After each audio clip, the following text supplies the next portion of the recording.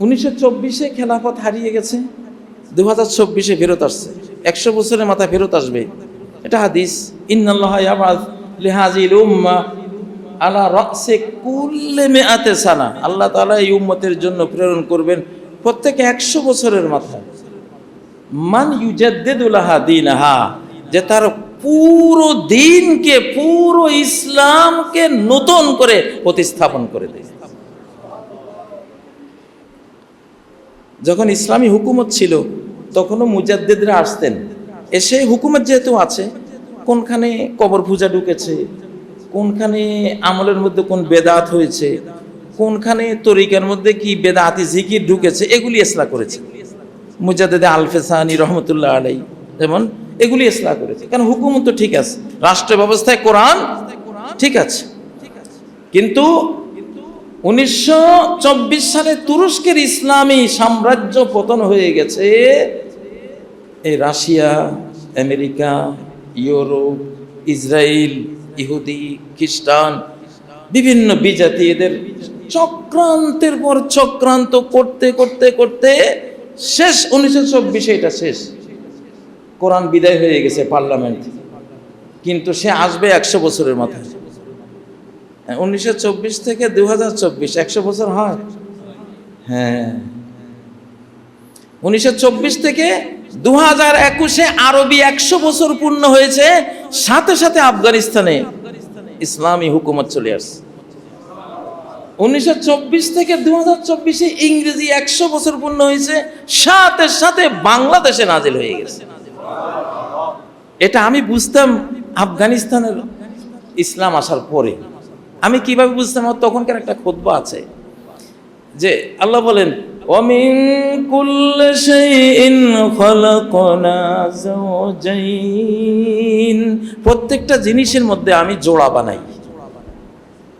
আল্লাহ কেবল বেজোড় থাকবেন, আর সব কি জোড়া থাকবে। আকাশ মাটি, আগুন পানি, নাকি ভালো মন্দ, হ্যাঁ, তারপরে মিঠা তিতা, আছে কি না? নারী পুরুষ, আলেম জালেম, আছে কি না? সব জিনিসের জোড়া আছে। তা আমি খুঁজতাম যে আল্লাহ, আফগানিস্তানে যেহেতু ইসলামী খেলাফত আসছে, হুকুমত আসছে, এটা তো একটা জোড়া তুমি দিবে, আমার বাংলাদেশকে দিও। সত্যি আমি কত দোয়া করেছি আল্লাহর কাছে, এই জোড়াটা কে হবে? আমি বুঝতাম যে এটা বাংলাদেশকে আল্লাহ চুজ করবেন। কেন? কারণ আল্লাহ একটা গরম দেন আর একটা নরম দেন, একটা বেশি উত্তাপ আর একটা একটু ঠান্ডা। আবু বকর ওমর, আবু বকর ঠান্ডা, এই জন্য ওমর রাখছে এমন গরম, দানি আদ্রে মনুকা হাজাল মুনাফিক, ছেড়ে দেন ইয়া রাসূলুল্লাহ, ওই মুনাফিকের কল্লা ফেলে দিই। ওমরের ভয়ে, ওমরের ডরে, ওমর যে গলে দিয়ে হাঁটে, ইবলিস শয়তান ওই গলে দিয়ে হাঁটে না, ঠিক না? আবার পরিবারের মধ্যে স্বামী স্ত্রী, স্বামী একটু গরম, একটু জেনারেল মেজাজের, স্ত্রী আবার একবারে ঠান্ডা ভদ্র নম্র, তাই না, মায়াবী। স্বামীটা হলো বুদ্ধিজীবী টাইপের, আর স্ত্রীটা হলো একেবারে নরম মা স্নেহময়ী টাইপের। জোড়া, আল্লাহ তাআলা একটা জোড়া দেন, তাই না?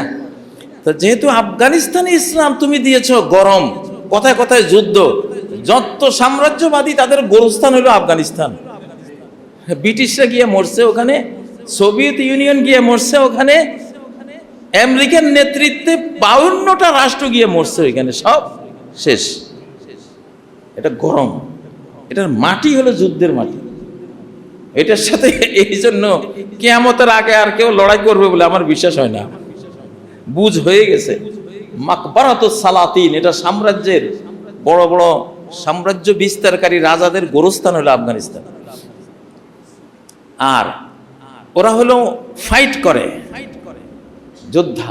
আর বাংলাদেশ হলো আবেগের দেশ, ইমোশনের দেশ, ঠিক না? সুরের দেশ।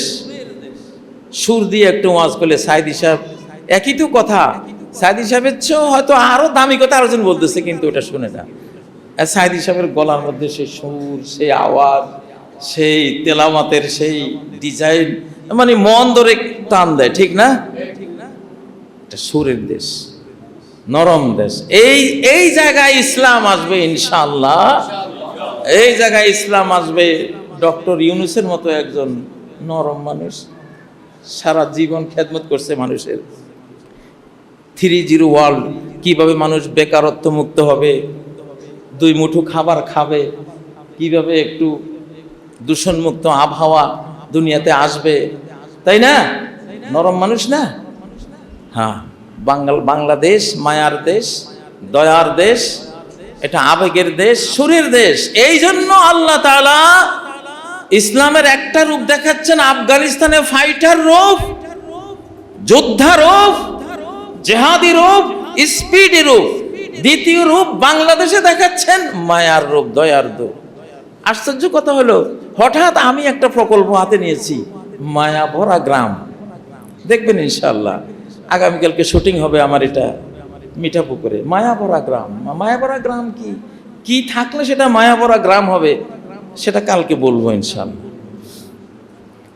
তো অতএব ইসলামী খেলাফত, নবুয়ত স্টাইলের ইসলামী শাসন নাজিল হয়ে গেছে। এখন আলেমরা ক্ষমতায়, এখন ইসলাম, যারা ইসলাম প্রেমিক, বাংলাদেশ প্রেমিক, বাংলা ভাষা প্রেমিক, তারা এখন ক্ষমতায়। তারা এখন কি ক্ষমতায়? ক্ষমতায় না থাকলে কাজী ইব্রাহিম এখানে আসতে পারতো? হ্যাঁ, দেশেই তো থাকার কোনো কায়দা ছিল না, চলে গেছিলাম দেশ ছেড়ে, ঠিক না বাবা? আওয়াজ শোনা যায় তো? শোনা যায়? ঠিক আছে। প্রিয় ভাইয়েরা, এখন খেলাফত আলা মিনহাজিন নবুওয়া, নবুয়ত স্টাইলের বিশ্ব শাসন, অর্থাৎ দিন দ্বারা দুনিয়া শাসন নাজিল হয়ে গেছে। এখন নবুয়ত স্টাইলে, নবুয়ত পদ্ধতির শাসনটা মানে কি? প্রথম মানে হলো, নবীদেরকে যেমন কেউ ভোট দিয়ে নির্বাচন করে না, এই যুগের নেতাদেরকে ভোট দিয়ে নির্বাচন করতে হবে না। আল্লাহ নির্বাচিত করে, নবীদেরকে যেমন নির্বাচিত করেন আল্লাহ নিজে, আল্লাহু ইয়াসতাফি মিনাল মালাইকাতি রুসুলান ওয়া মিনান নাস, আল্লাহ নিজেই নির্বাচিত করেন, মনোনীত করেন মানুষ রাসূলদেরকে আর ফেরেশতা রাসূলদেরকে আল্লাহ নিজে মনোনীত করেন। আগামী পৃথিবী বুঝতে গেলে এই কথাগুলি লাগবে, এই কথাগুলি লাগবে। এখন যে যত যোগ্য তাকে আল্লাহ আকাশ থেকে যে কোনো সিস্টেমে এসে ক্ষমতায় বসাই দিবেন, যাও তুমি আমার দুনিয়া চালাও। ডক্টর ইউনূসকে ছাত্ররা আনে নাই, ছাত্রদের 10% ভূমিকা ছিল, আমারও ছিল। আমি দুবাই থেকে ভূমিকা নিয়েছিলাম যে তোমরা ইউনূসকে নিয়ে বসে যাও ক্ষমতায়। আমি দুবাই থেকে চিৎকার দিয়েছিলাম। এটা 10 ভাগ, বাকি 90 ভাগই আল্লাহ সরাসরি করেছেন আকাশ থেকে, আল্লাহ করেছেন। খেলাফাতান আলা মিনহাজিন নবুওয়াহ, বিগত 15 বছর 3টা নির্বাচন, কি নির্বাচন যে করলাম আমরা নিজেরাই জানি। এরকম নির্বাচন কারা কারা চান? হাত তোলেন দেখি। হ্যাঁ, এই নির্বাচনের জানাজা আমরা 5ই আগস্ট পড়ে দিয়েছি, একেবারে জানাজা পড়ছি, গোটা জাতি মিলে জানাজা পড়ে দাফন করে একেবারে চিরস্থায়ী এটা কবর দিয়ে দিছি। এই নির্বাচন আর আসবে না ইনশাআল্লাহ বাংলাদেশে। এইটা দাফন হয়ে গেছে, এটা শেষ। এখন যোগ্যতমকে নির্বাচন করা হবে, মনোনয়ন দেয়া হবে আল্লাহর পক্ষ থেকে। আল্লাহ মানবের অন্তরে ঢেলে দিবেন, সুম্মা ইউদাউ লাহুল কবুল ফিল আরদ, আল্লাহ ওখানে তাকে বাছাই করে নেবেন, পরে মানুষের অন্তরে তার গ্রহণযোগ্যতা নাজিল করে দেবেন। মানুষ বলবে হ্যাঁ আলহামদুলিল্লাহ। আজকে বাংলাদেশের অন্তত 95% মানুষ মন থেকে আল্লাহ যেটা করেছেন, যে একজন ডক্টর ইউনূস দিয়েছেন আমাদেরকে, ওনার যোগ্যতা, গ্লোবাল সেলিব্রিটি, গোটা বিশ্বে ওনাকে স্যার বলে, আর দুগান ওনারে স্যার বলে, বড় বড় রাজা বাদশারা ওনারে স্যার বলে, ঠিক না? জাতিসংঘের মহাসচিব পর্যন্ত ওনাকে সম্মান বলে ওনার দেশে বেড়াতে আসে। তো এই সিস্টেমটা যে যোগ্যতম মানুষকে আমি চয়েস করে দেব, তোমাদের অন্তরেও তার গ্রহণযোগ্যতা ঢেলে দেব, মেনে নিবা, এইটা নাজিল হয়েছে। এটাকে বলে মিনহাজুন নবুওয়া, নবুয়তের স্টাইল। নবী যেমন গণতন্ত্রে আসে না, শেষ জামানার খলিফারাও গণতন্ত্রে আসবে না, গণতন্ত্রে আসবে না। কারণ গণতন্ত্র শেষ হয়ে গেছে, ধ্বংস হয়ে গেছে। গণতন্ত্র ফ্যাসিবাদের রূপ নিয়েছে। গণতন্ত্র মানে টাকা দিয়ে ভোট কেনা, চাতন্ত্র। গণতন্ত্র মানে চাতন্ত্র, চা খাওয়াইয়া ভোট নেয়। এটা হলো গণতন্ত্র হয়ে গেছে। এখন 7 আপ তন্ত্র, 7 আপ খাওয়াইছে, ভোট দিয়ে দিছে নাকি। গণতন্ত্র হয়ে গেছে এখন 1000 টাকা তন্ত্র, 1000 টাকা দিছে, ভোট দিয়ে দিছে। এগুলি একটা গণতন্ত্র।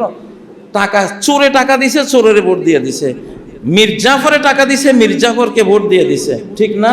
ফ্যাসিবাদী দেশ বিক্রি করে দিবে ভারতের কাছে, সে টাকা দিছে, তারে ভোট দিয়ে দিছে। এই ভোটের দরকার আছে? চান আপনারা? এরকম নাদান কেউ আছে কিনা হাত তোলেন দেখি। ইনশাআল্লাহ বাংলাদেশের রাজনীতি যারা করেন দেখুন, কেউ চায় না। আমার কথা কিন্তু শুধু কথার কথা না, এটা কোরআনের ভেতর কত বার্তা দিচ্ছি। কিন্তু আমি আমার এই কথাগুলিকে হালকাভাবে নেবেন না। এটা ইনফরমেশন, এটা বিশ্ব সংবাদ পরিবেশন করে গেলাম। এটা নাই ওই নির্বাচন, ওই যে 2000 কত 3টা নির্বাচন, একটা গেছে 14, 18 আর 23, এগুলি শেষ। এই সিস্টেমের কোন নির্বাচন আর পৃথিবীতে আসবে না ইনশাআল্লাহ। ইনশাআল্লাহ এখন হবে যোগ্য নেতা আসবে। 100 বছর আগে যেই সিস্টেমে সুলতান নির্বাচিত হতো, তার যোগ্যতা আছে, তার সামর্থ্য আছে, অভিজ্ঞতা আছে, বংশীয় সেই তার খাপ লাভ আছে। সুলতান সুলেমান, ঠিক না, সুলতান বায়েজিদ, সুলতান আব্দুল হামিদ, তাদের সেই ক্ষমতা আছে, সেই যোগ্যতা আছে। যোগ্যতার বলে তারা ক্ষমতায় আল্লাহ তাদেরকে দিয়েছেন নাকি। এখন 100 বছর আগের হারিয়ে যাওয়া সেই সিস্টেম আসছে, ইসলামী সিস্টেম। কোন সিস্টেম? ইসলামী সিস্টেম। কথাটা কি আমার না নবীজির? আলা রাসে কুল্লে মিয়াতে সানা, 100 বছর পার হলে ইসলামের হারিয়ে যাওয়া একটা জিনিস বড় জোর 100 বছর হারানো অবস্থায় থাকবে। 100 বছর পার হলে আবার জিন্দা হয়ে যাবে। এখন আল্লাহ তাআলা এই যুগের খলিফাদেরকে গণভোট দিয়ে নির্বাচন বা ওই ফ্যাসিবাদী নির্বাচন দিয়ে আনবেন না। উনি মনোনয়ন করবেন নবীদের মতো। 1,24,000 নবী রাসূল কে এনেছিলেন? আল্লাহ নিজে। কারো ভোট চেয়েছিলেন? আল্লাহ নিজে নবী চয়েস করে দিয়েছেন। মানব জাতির যারা সৌভাগ্যবান সবাই মেনে নিয়েছে, ঠিক না। আচ্ছা, শেষ জামানার 2 জন খলিফার নাম বলি, সবাই জানেন তাদের নাম। একজন ইমাম মাহদী আলাইহিস সালাম। নির্বাচনে আসবেন? ভোট দিবে কেউ? না, নিজের আল্লাহ প্রদত্ত শক্তি বলে, জ্ঞান বলে, ক্ষমতা বলে, গোটা বিশ্বের মানুষ, মুসলিম জাতি বিশেষ করে, তাকে যে হৃদয় থেকে মেনে নেয়ার জন্য এখন থেকে রেডি, সেই মনোনয়নে উনি আল্লাহর পক্ষ থেকে নাজিল হবেন ইনশাআল্লাহ। উনি কোনো ভোটাভুটিতে আসবেন না, ঠিক না। উনি 9 বছর বিশ্ব শাসন করবেন। কি যোগ্যতা! গোটা বিশ্ব 7 মহাদেশ শাসন করবেন 9 বছর, 7 থেকে 9 বছর। উনির মৃত্যুর পরে আসবেন ঈসা আলাইহিস সালাম, 45 থেকে 50 বছর শাসন করবেন গোটা পৃথিবী। ওনারা কে ভোট দেবে? ভোটের বক্স নিয়ে দাঁড়াবেন উনি? একেবারে চতুর্থ আসমান থেকে ফেরেশতার কাঁধে বর করে নাজিল হয়ে যাবেন। নাজিল হয়ে এই বিশ্ব শাসন ইনশাআল্লাহ। তাহলে এই আলা মিনহাজিন নবুয়ত শব্দের অর্থটা কি? নবীগণ যেভাবে আল্লাহ চুজ করেছেন, পছন্দ করেছেন, শেষ জমানায় নেতারা আসবে এইভাবে, এই প্রক্রিয়া আল্লাহ বসাই দিবেন। কে বসাই দিবেন? আল্লাহ বসাই দিবেন। গরুকে জিজ্ঞাসা করে হাল চাষ করতে গেলে গরু জীবনে রাজি হবে? তো গরুরে এখন হয়েছে কি, গরুরে জিজ্ঞাসা করে হাল চাষ করার মতো, বুঝেন না। জনগণ, আরে আমি জনগণ, আমি তো মূর্খ, আমি কি জানি?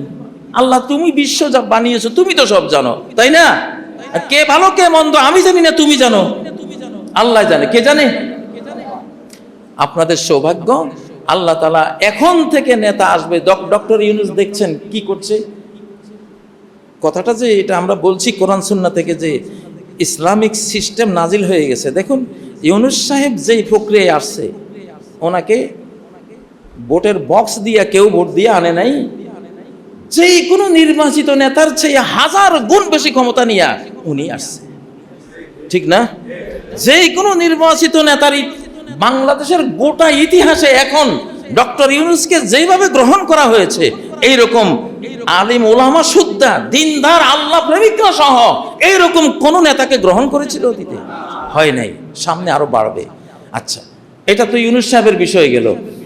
ইউনূস সাহেব কোন প্রক্রিয়ায় সারা বিশ্বের যোগ্য বাংলাদেশিদেরকে বাংলাদেশের দায়িত্বে